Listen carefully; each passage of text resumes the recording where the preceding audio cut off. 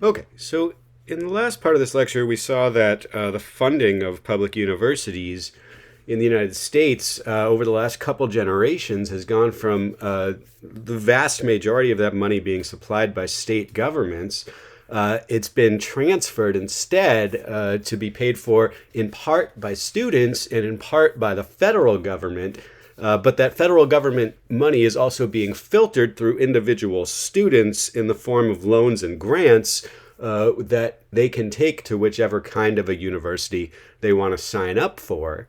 And what that means is that universities are now competing for students to bring that private and taxpayer money into their university in a way that they've never had to before.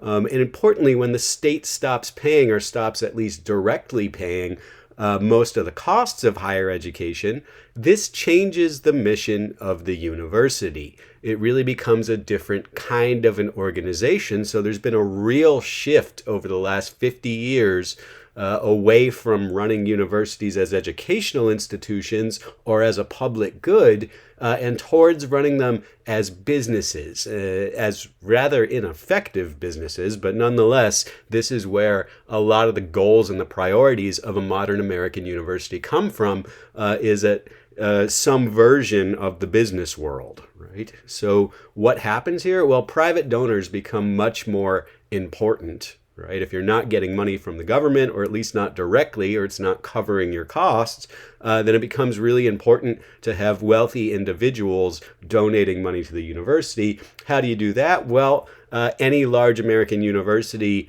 has an extremely highly paid president who has no connection to the actual academic functioning of the university, but is mainly involved with fundraising, with trying to get people to donate money to the university. And then there will be a staff of anywhere from dozens to hundreds of people at the university and college levels whose job is to just try to get money from people for the university. So WVU has a massive fundraising operation that's spread across a separate foundation and the university and each of the colleges. These are sometimes referred to as development jobs. What that means is basically getting money, right? Grants become much more important because that's like free money, mostly from the federal government, although some of it comes from private foundations that sponsor research. And this means that your university has to become much more highly focused on research if you want to be competitive for these grant funds than it otherwise would need to be. Prestige and rankings become really important because you're trying to get all of these undergraduate students with their massive federal aid that you need to run your university to choose your university instead of some other university. Part of the way to do that in the United States is that there are these organizations that publish rankings of universities. The most famous one is the U.S. News and World Report rankings, and that's going to depend in part on the research output of the faculty. So again, we're now prioritizing research to a much greater extent than we might have needed to, a few generations ago.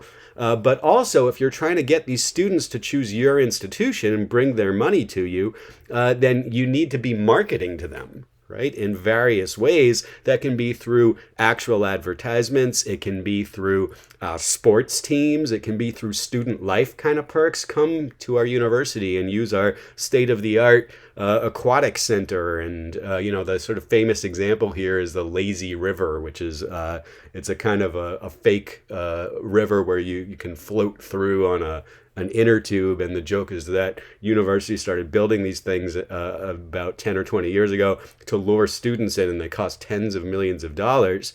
So these kinds of perks and student life issues become really important when you're trying to compete with all the other universities to get 18-year-old kids to come have fun at your university.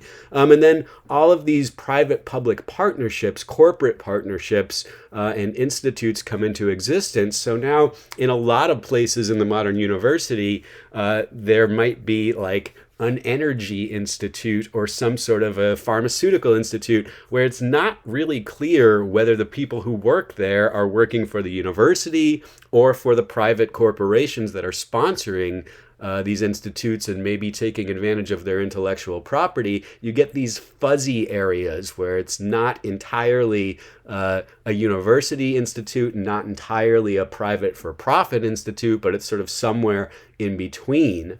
Right? And this all blurs the lines between the educational mission of a university and its financial mission. Right? This is what happens with our current financial system. Right. What else happens here? Well, this is from the American Association of University Professors gathering data about the pay of different kinds of people at the university. This is going from the late 1970s to the mid 2010s.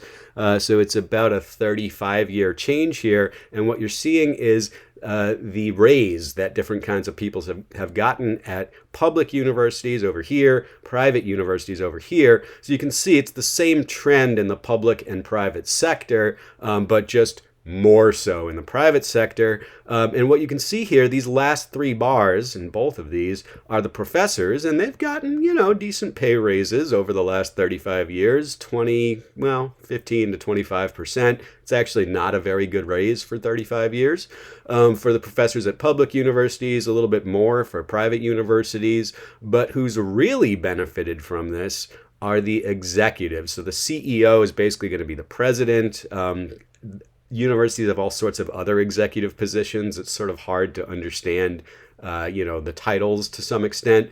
But basically, as professors have gotten a little raise, these people who are in high-level administrative positions, who are responsible for the financial mission of the university, have gotten massive raises, especially at private universities here.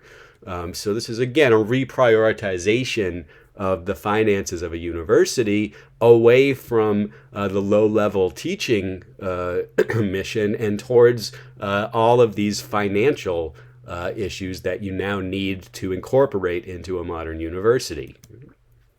This is just showing you presidential salaries at different kinds of universities in the United States. As you can see here, a public four-year doctoral degree granting institution like WVU, the average president at one of these institutions makes $487,000 a year, and that's a few years ago. The president of WVU makes almost twice this amount. Gordon Gee gets paid around $800,000 a year. And this is where the priorities of the university are right now. What about marketing? Well, this is interesting. It's almost impossible. Oh, excuse me. Sorry, we're not in the marketing part yet.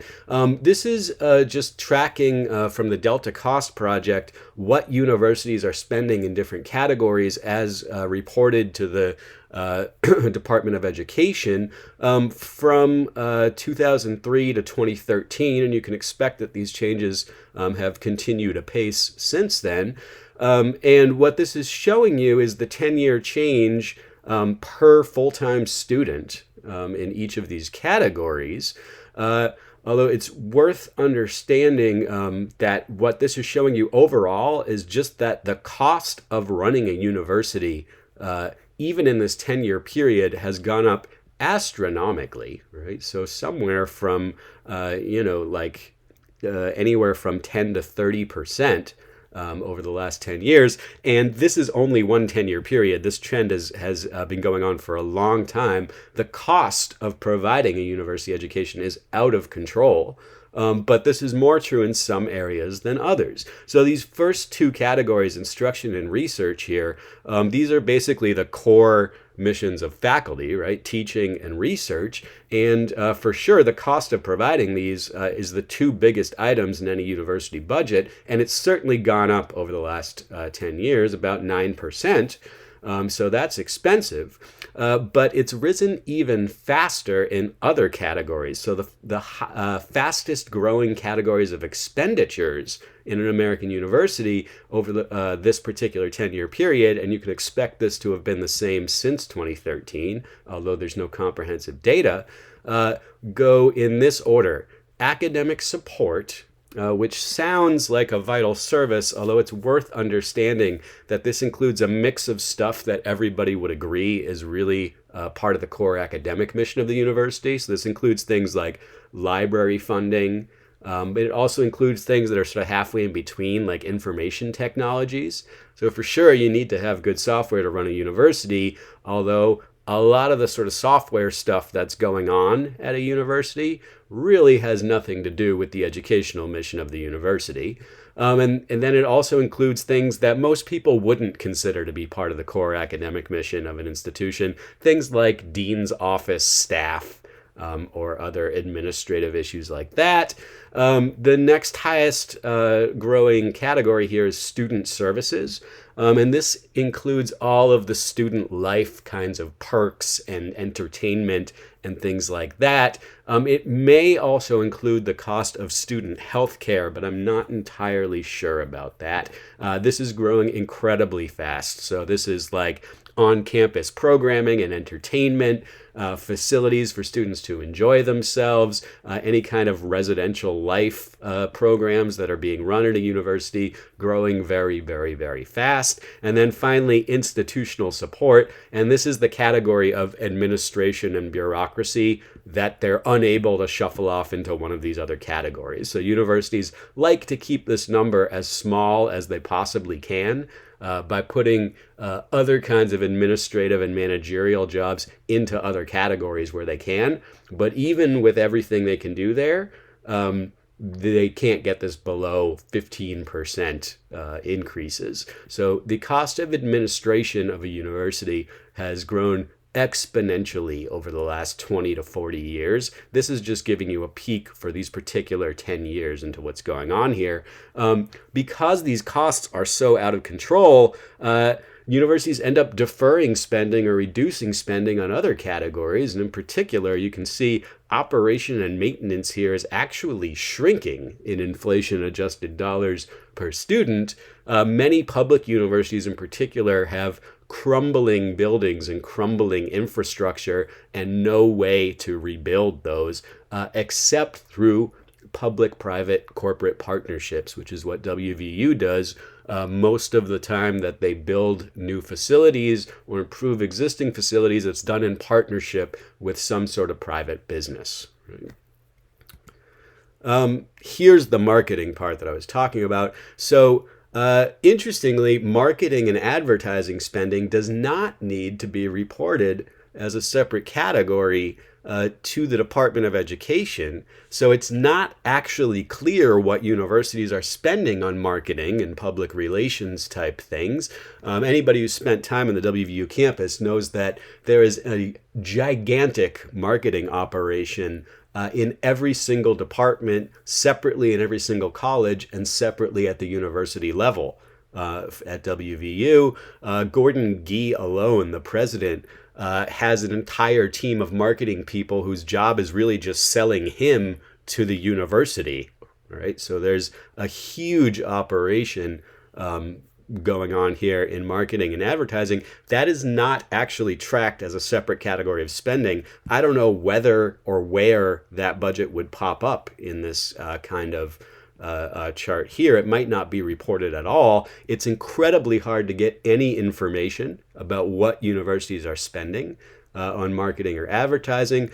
Here is a small survey by a marketing company that just compares 2001 and 2009, and I have not really found much better data on this. So this is per institution, and it's inflation-adjusted dollars, right? So this is tracking it by small universities, mid-sized universities, and large universities. WVU would be a large one. What you can see here is that the median marketing spending here has almost tripled over time. It's gone up by about 2.5 times from 2001 to 2009. And again, I would expect this to be rising at least as fast, if not faster, from fiscal year 2009. So this is going to be, at the very least, some millions of dollars at every university. Systemically across the entire university sector, higher education sector, we can get some idea of what's been happening to this. So this is for the 4 years from 2013 to 2016. And what you can see here is that For-profit universities spend the most on marketing. This is a unique category that essentially exists only in the United States. It's many of these universities are predatory, and they've been subject to legal penalties in the last few years that hopefully have reduced the size of this sector.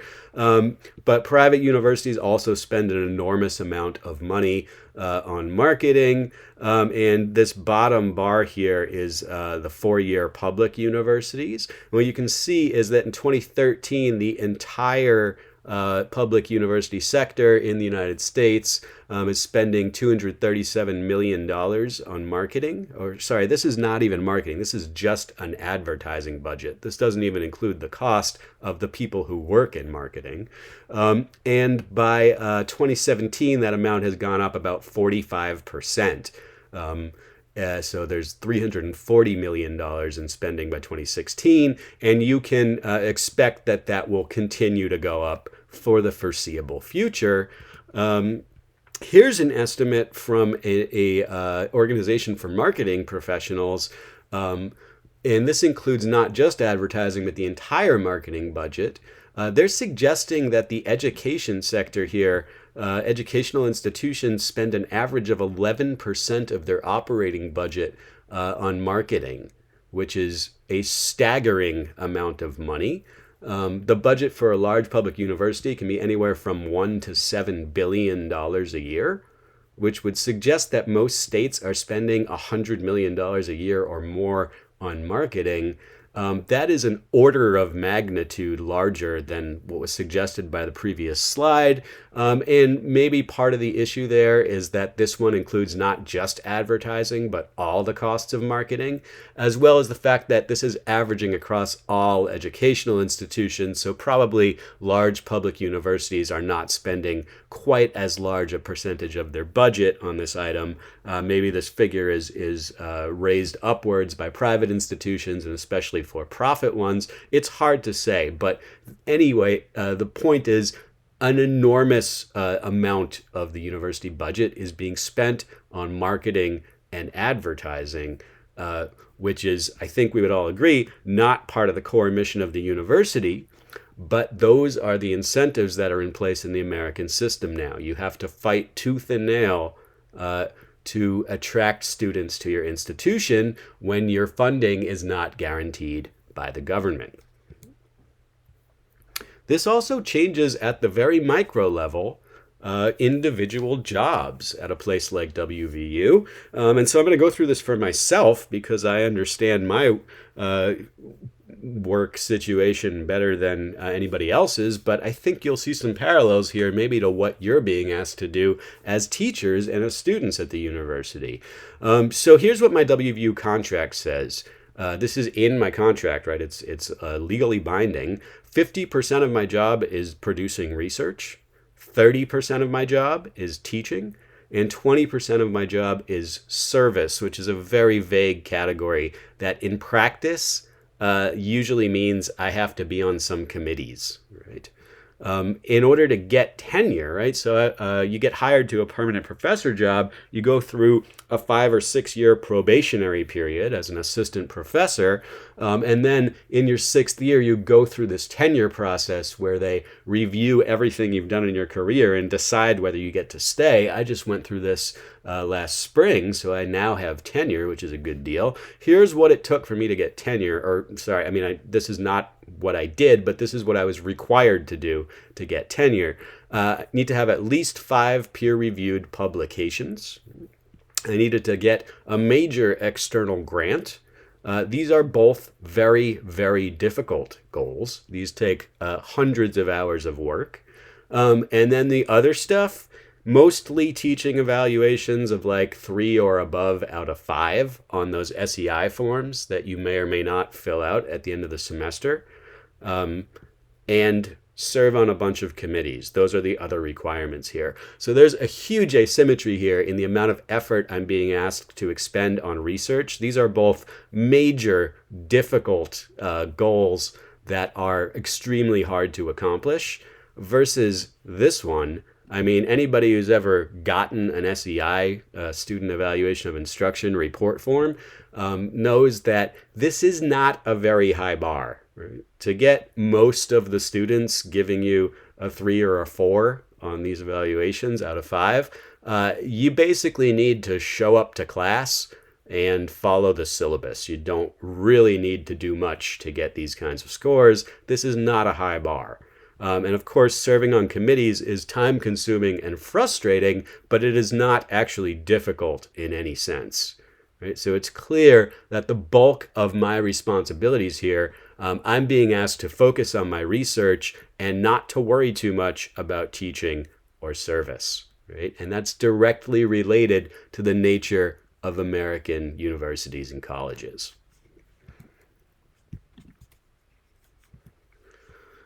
But if I'm not being asked to focus much on teaching, then who is? If the tenure track professors aren't teaching, then who's teaching? Well, there's a couple good answers to this. One of the answers is you are. Right? So an increasing share of undergraduate classes at universities are being taught by graduate students. And, well, you guys get a decent deal here. You get a living stipend. It's enough to live on in Morgantown. It's not a huge amount of money, but it's, pretty reasonable, and you get an MA out of it. From the university's perspective, you are much cheaper as a teacher than I am. Right, or than any tenured track faculty is. And so it's very much to the university's advantage to have graduate students with, $13,000 a year stipends teaching as many undergraduate classes as they can, as compared to a tenure track professor who might be getting paid several times that much money. Right? That said, you can get even cheaper than graduate students if you hire people to teach a few courses at a time and don't make them a full-time employee. You don't have to give them any benefits. You don't have to give them health insurance. You don't have to contribute to their retirement fund. And so increasingly, we find that universities are hiring fewer and fewer full-time faculty. Right? So this top line here is tenured faculty, have gone through the tenure process already. And from 1975 to 2011, you can see that the number of full-time tenured faculty at universities in the U.S. have decreased from 35% of all the instructors there to about 20%. That is an enormous decrease. The full-time faculty who are on the tenure track but not yet tenured similarly has gone down by more than half over this time period. What's rising? Well, there's something of a rise in full-time faculty who are not on the tenure track. This would be equivalent to the teaching professors at WVU, where this is a full-time job. It pays a living wage and you get benefits, so it's a reasonable job. But these ones are cheaper than a tenure track faculty, and they're not guaranteed permanent employment. They're usually on fixed-term contracts, anywhere from 1 to 5 years. So you can see these kinds of positions growing. But what's really growing the most is part-time faculty, adjuncts, lecturers, instructors. These positions are growing massively over this time period because basically the incentive for a U.S. university is to keep their tenured and tenure track faculty focused as much as possible on doing research, getting grants, making money for the universities, while having the actual classes at the universities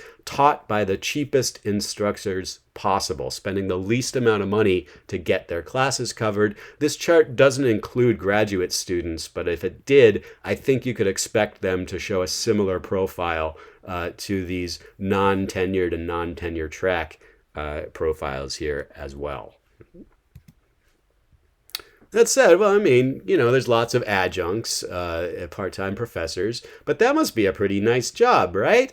No, that is incorrect, right? So here is what the average adjunct gets paid at a large public university, about $31,000 a year. That is not a great wage for a professional in the United States.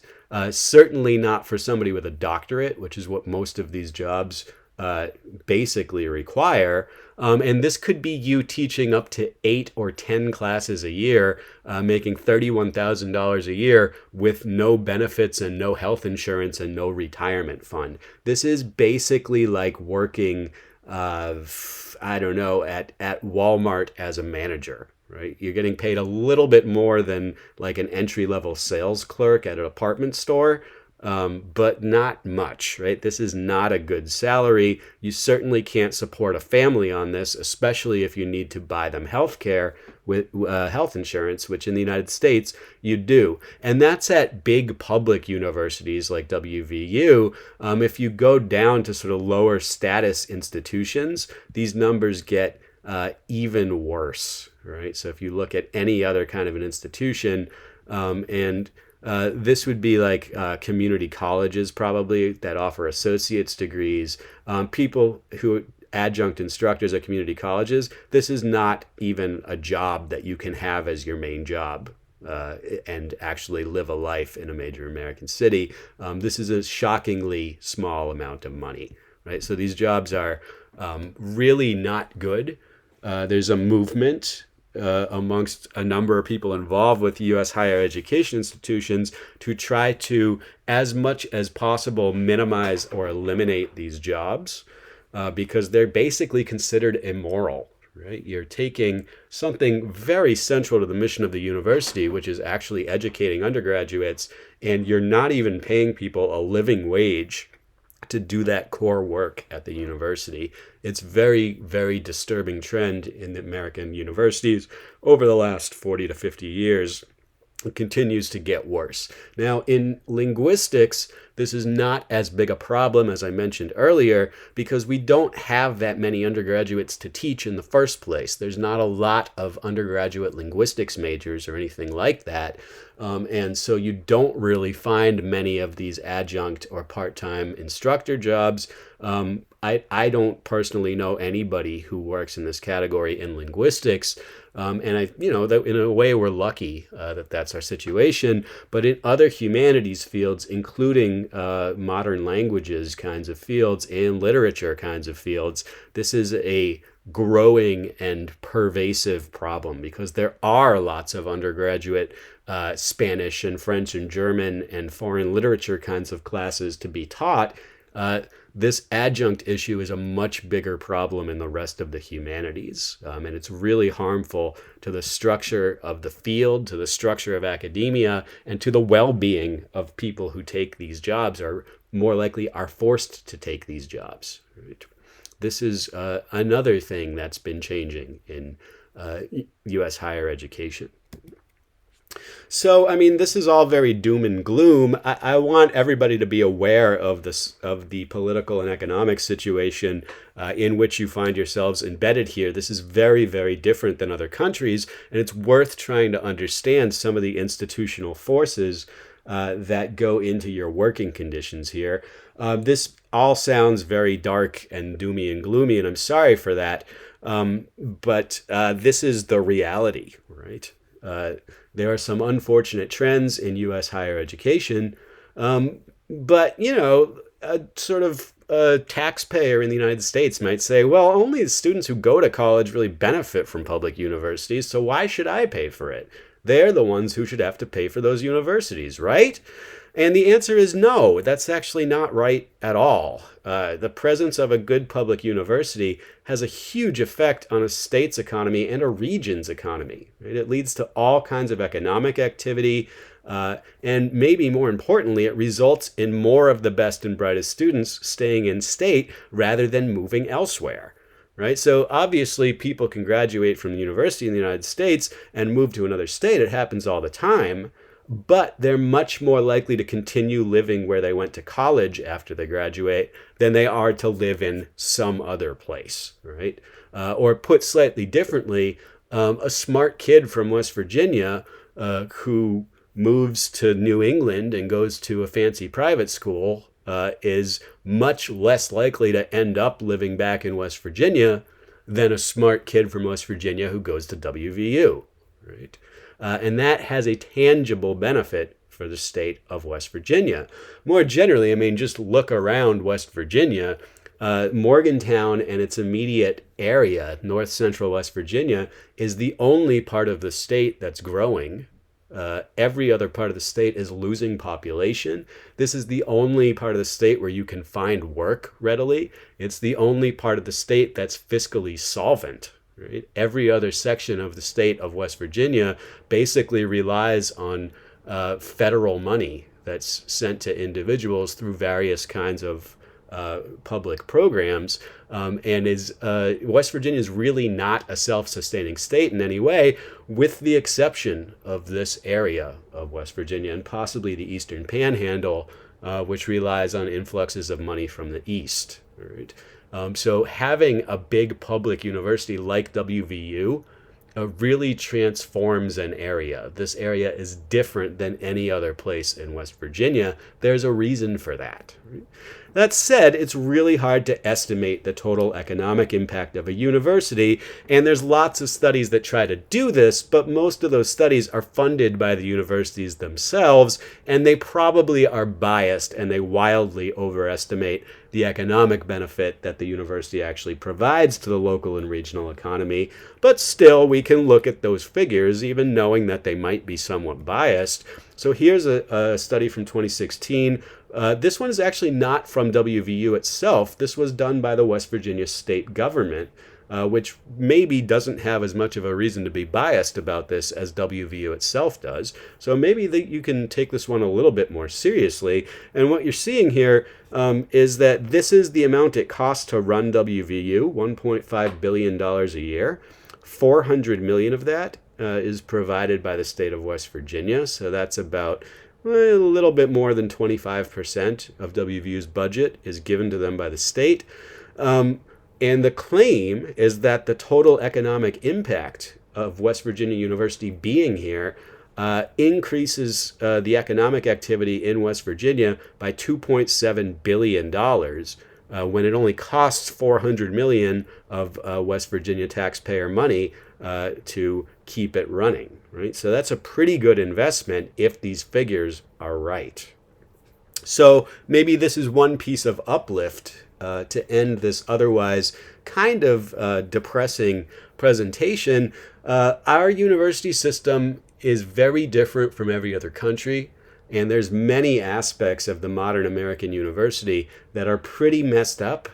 But in the end, at least public universities like West Virginia University do seem to be doing some good for the places and the people and the businesses and the governments that are around them. So all hope is not lost. But the only way to fix the aspects of the system that are broken is for first people involved in higher education need to be aware of the forces at work here. And it's surprising that even surprisingly few faculty really understand the political economy of our entire system, and most students don't understand anything about it at all. I certainly didn't until I basically got out of doctoral school.